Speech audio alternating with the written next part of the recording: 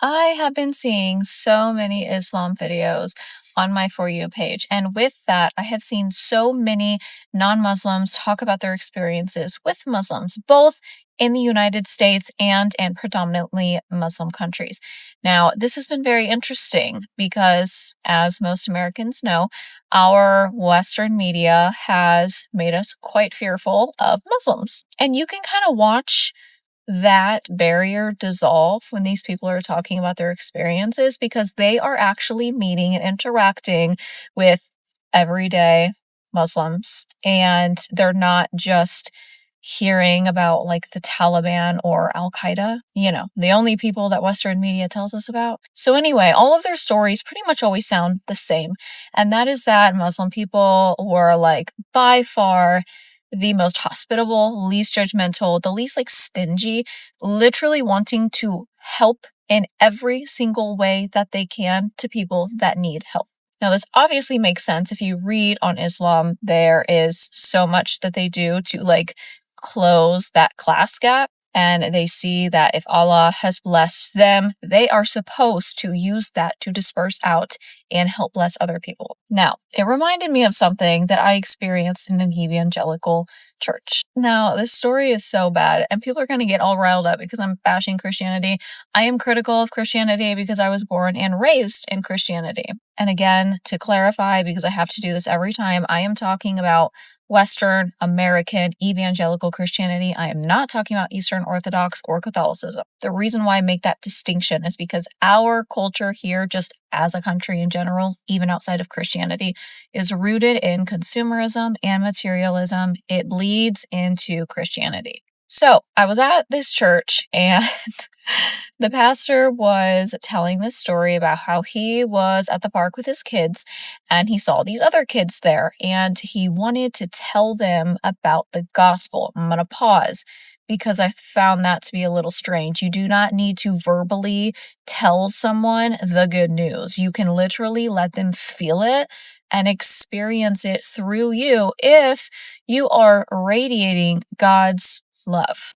Anyway, so he wanted to tell them about the gospel and he did not because he felt like they would not be able to even understand what he was talking about or what he was saying, and that there was no chance that like they've even like heard about God or Jesus, whatever he said. And he goes on to explain how these kids looked really rough. They were covered in dirt. He just kept reiterating how bad they looked. And I was waiting for the moment of him having the realization of, oh, wow, that is so antithetical to Jesus's entire mission.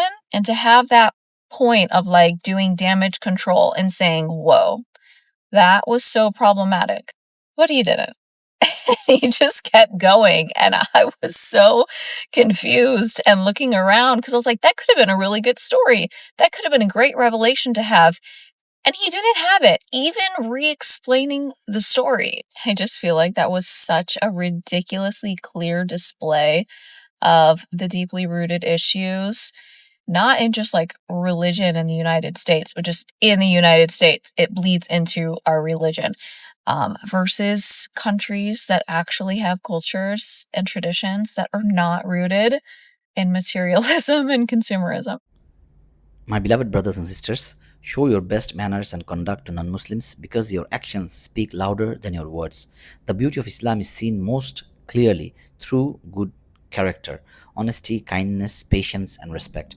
The Prophet Muhammad ﷺ inspired thousands to embrace Islam not with wealth or power, but through his gentle nature and truthful dealings. When people see your good behavior, they will naturally feel drawn to know what makes you so peaceful and sincere. When you invite others to Islam, speak with wisdom and understanding, share facts about the teachings of Islam that highlight its justice, peace, and compassion, explain how Islam encourages helping the poor, respecting parents, and living a clean, disciplined life.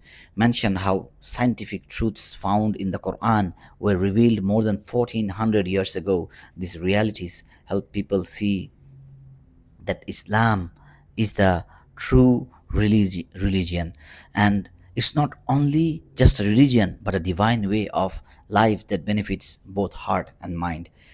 The key to effective da'wah is gentleness and sincerity. Don't argue or force anyone. Instead, show genuine care for their understanding and well being. Allah Himself told the Prophet ﷺ to invite with wisdom and good manners. When your tone is calm and your words are kind, people will listen. Sometimes a small act of kindness or a respectful answer can touch a heart more deeply than long explanations. Be a living example of Islam everywhere you go. Let your honesty, compassion, and patience reflect your faith.